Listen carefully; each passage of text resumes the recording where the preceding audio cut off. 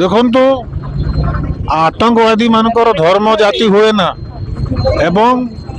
से माने सबु बेले निंद्य कार्य करती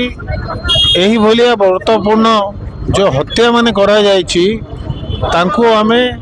निंदा करूछु एवं आज मध्य सकाले पीएससी रो प्रथम बैठक रे मध्य यह शोक प्रस्ताव आसला निंदा प्रस्ताव आसला एवं एबे मध्य कांग्रेस कर्मी माने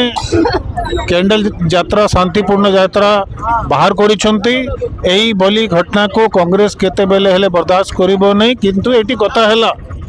केंद्र सरकार को इंटेलिजेंस टोटली पूरा पूरी फेल एवं से माने जानी पारले नहीं कि एते बड़ी गोटे घटना हेबा को जाउछि एते बड़े हत्यार सुनियोजित षड्यंत्र करा जायछि एवं से 28 लोकों को ऑलरेडी हत्या हेछि बोली समाचार आस्य बहुत गोटे लोक इंजर्ड अछंती ताहेले केंद्र सरकार भविष्य रे घटना को एड़ाइबा पाए तांकर इंटेलिजेंस को जोगांतु भल भाव रे तथ्य रखंतु एवं यही भली घटना आ फ्यूचर हेबो नहीं एवं भारत वर्ष अखंड भारत को अखंड रखिबा आमर सब कर्तव्य।